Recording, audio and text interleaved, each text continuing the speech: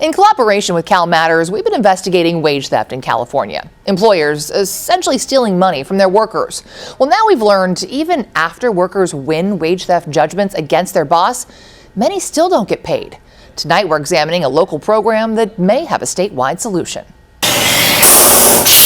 Growing up in his Mexican hometown, Antonio Dominguez says there were few paved roads, let alone fancy cars. Como que cumplí ese deseo de estar con carros. So he says washing cars for a living was sort of a dream realized when he moved to the States. That is, until the car wash he worked at changed ownership. In 2019, the Labor Commissioner's Office found the Playa Vista car wash failed to properly pay Antonio and 63 others. The state very publicly issued its largest ever wage theft fine against a car wash business. But Playa Vista appealed and is now negotiating a settlement.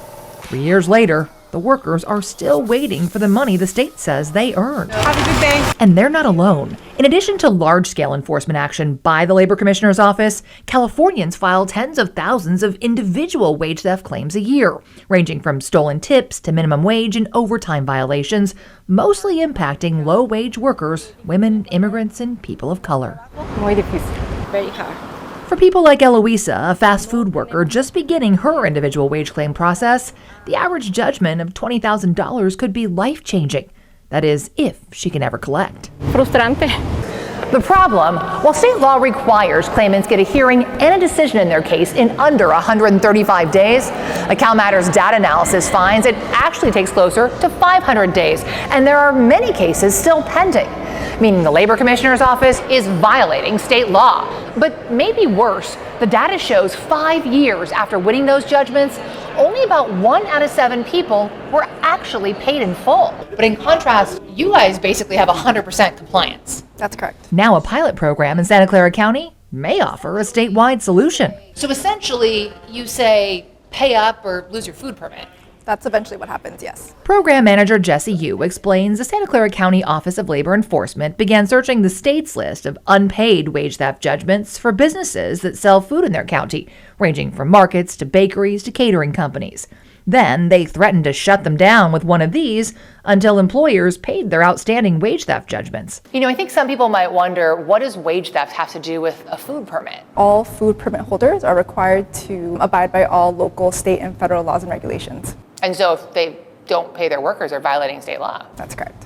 And while their program is limited to food permits, Yu notes it could theoretically be expanded to any business with a required license or permit. What might be some of the limitations for other counties to take this on? I think resources and support. While San Francisco has a similar program and San Diego is now considering one, not every county has an Office of Labor Enforcement or the money to staff this type of program. Another limitation?